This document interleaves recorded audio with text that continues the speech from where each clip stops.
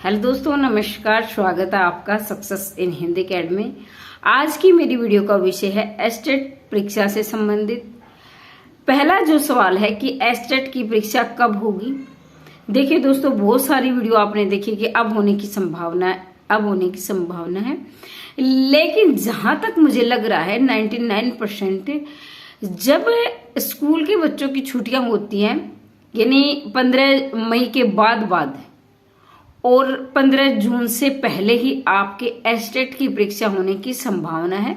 तो आप अपनी तैयारी में जुट जाओ, क्योंकि एक दिन में तैयारी नहीं होती है। और हरियाणा का जो रूल रेगुलेशन है वो आप जानते हैं, इन्हें मतलब नहीं होता कि आपकी तैयारी है या नहीं। जब इनका मूड बनता है तो ये परीक्षा ले लेते हैं। अब मैं बात करूंगी कि उन 5 टिप्स पर बिल्कुल कम समय में, यानी 5 मिनट में वीडियो समाप्त कर दूंगी कि आपको कैसे तैयारी करनी है और कम समय में। बहुत सारे अभ्यर्थी ऐसे हैं जो यानी 8-8 10-10 घंटा पढ़ते हैं, लेकिन हर बार उनका 1-2 नंबर से छूट जाता है। तो ये वीडियो ध्यानपूर्वक सुने। सबसे पहला टिप्स ये है, अगर जो भी यानी चाहे हिंदी इंग्लिश जो भी आपका विषय है, जितना हो सके बिल्कुल 0 से, ये मान के चले कि मुझे अपने विषय में कुछ नहीं आता है, बिल्कुल 0 से लेकर अपने विषय की तैयारी में जुट जाओ। अगर आप 6 घंटे पढ़ रहे हो, 5 घंटे पढ़ रहे हो, तो 50% अपने विषय को आप समय दो। बिल्कुल गहराई से जितनी आप तैयारी करोगे उतने ही आपके नंबर बढ़ने की संभावना रहेगी। अब ये तो रही आपके विषय से संबंधित बात। आप दूसरा क्या है, अभी मेरा जो घर है रोड पर है, तो यहाँ निकलाते जाते एडजस्ट करने की कोशिश करें। आप जो दूसरा जो है टिप्स है, दूसरा ये कि आप अपने साइकोलॉजी को समय दें, जितना उसके साइकोलॉजी को समय दें।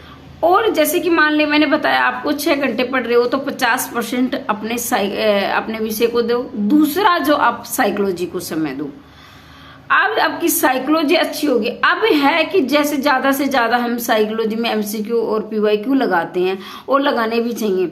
लेकिन आपको मैं याद दिला दूं, क्योंकि सीटेट और एस्टेट मेरे पास दोनों का ही अनुभव है और दोनों ही परीक्षा मैंने निकाली है। तो सीटेट तो मैंने 2 बार निकाला है, लेकिन सीटेट की जो साइकोलॉजी और एस्टेट की साइकोलॉजी, जिन्होंने परीक्षा दी कृपया कमेंट करके बताएं, उनमें काफी डिफरेंस है। सीटेट की साइकोलॉजी आपकी समझ पे बेस होगी। उसको अगर जिसने 1 महीना साइकोलॉजी पढ़ी है तो वो भी 20-22 नंबर ले जाएगा। लेकिन एस्टेट की जो साइकोलॉजी वो सीटेट की साइकोलॉजी से अलग है। एस्टेट जो है वो एक अध्यापक की जो है जानकारी वो गहराई से मांगता है, तो आपको उस विषय में साइकोलॉजी में और अपने विषय में गहराई से जाना होगा। अब जो तीसरी जो टिप्स है, अब आपकी बच गई लैंग्वेज, जिसमें आपकी हिंदी इंग्लिश 15-15 नंबर की आएंगी और बाकी रीजनिंग और हरियाणा जीके वगैरह है। तो जो ये है हरियाणा जीके, ये पीवाईक्यू से आपका काम चल जाएगा, ठीक है। और दूसरी, आप कोई भी ऐसा विषय ना छोड़े जो भी आपके पाठ्यक्रम में दिया गया है जो अनछुआ हो, चाहे आपको उसके पीवाईक्यू एमसीक्यू ही लगाने पड़े, लेकिन सबको आपको पढ़ना है, ठीक है। अब क्या है, ये तो आपने कर लिया, लेकिन आपके अंदर ये विश्वास नहीं हो रहा कि हमारी परीक्षा पास होगी या नहीं होगी।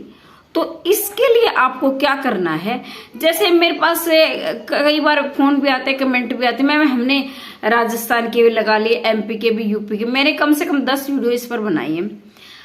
जो एस्टेट की परीक्षा 2012 से शुरू हुई थी, जितना उसके 2012 से लेकर 2025 तक जितनी भी परीक्षाएं हुई हैं, सबके आपको पीवाईक्यू लगाने हैं, और एक बार नहीं बार लगाने हैं, ठीक है। कैसे लगाने वो मैं अगली वीडियो में डिस्कस करूंगी। ये वीडियो काफी लंबी हो जाएगी, वो भी एक रणनीति होती है लगाने की। मैं ये बार कह रही हूं कि आपको अदर स्टेट के पीवाईक्यू नहीं लगाने हैं। मैं देखो, आपकी जानकारी तो बढ़ेगी, नॉलेज तो बढ़ेगी, लेकिन आपकी एस्टेट की परीक्षा उससे नहीं निकलेगी, क्योंकि राजस्थान में जो विषय पूछा जाता है या एमपी यूपी में, वो हमारे स्तर से कम होता है। यानी उसके प्रश्न, मान लीजिए आपके 150 में से 10 प्रश्न आ गए या 15 आ गए, तो वो बहुत ज्यादा मायने नहीं रखते हैं, ठीक है। तो आप कहोगे मैम एक एक नंबर मायने रखता है, लेकिन आपका समय भी तो वहां कितना लग रहा है ये भी तो आप देख मानकर चलें। तो आपको सिर्फ एस्टेट के ही PYQ लगाने हैं जो आपके 2000 कोशिश करें 2015 से लेकर यानी 12 से लेकर 2025 तक। अगर 2012 के आपके पास नहीं है तो 2015 से कम जरूर लेकर चले, PYQ लगाएं।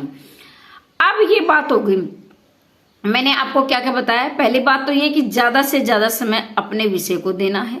कैसे देना है? बिल्कुल गहराई से। मान लीजिए मैं हिंदी, जैसे मेरा विषय हिंदी है तो मुझे भाषा पढ़ना है, तो भाषा की शुरू से लेकर अंत तक, देखो अंत तो किसी का होता नहीं है, लेकिन जो परीक्षा की दृष्टि से महत्वपूर्ण मैं उन पर बात कर रही हूँ, ठीक है।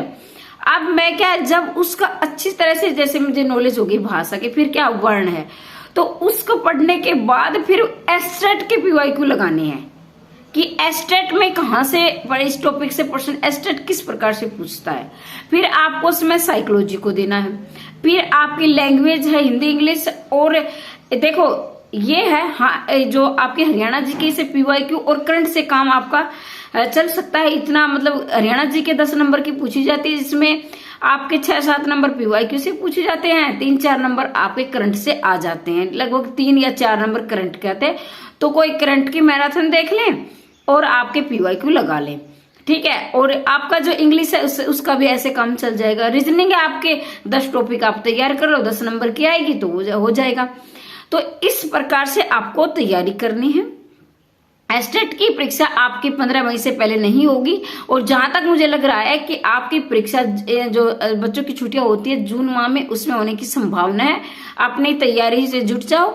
और बाकी हिंदी विषय से TGT PGT की जो तैयारी कर रहे हैं तो मैंने नोट्स बना रखे हैं, लेना आप ना लेना आपकी मर्जी है। आप मेरी तरफ से आपको बहुत बहुत शुभकामनाएं।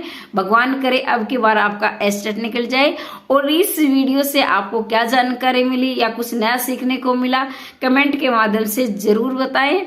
और जितना हो सकेगा मैं आपकी जहां तक मेरा अनुभव रहा मैं आपसे जरूर शेयर करती रहूंगी। अगर आप पहली बार चैनल पर आए तो चैनल को सब्सक्राइब करना ना भूले। जय हिंद, जय भारत।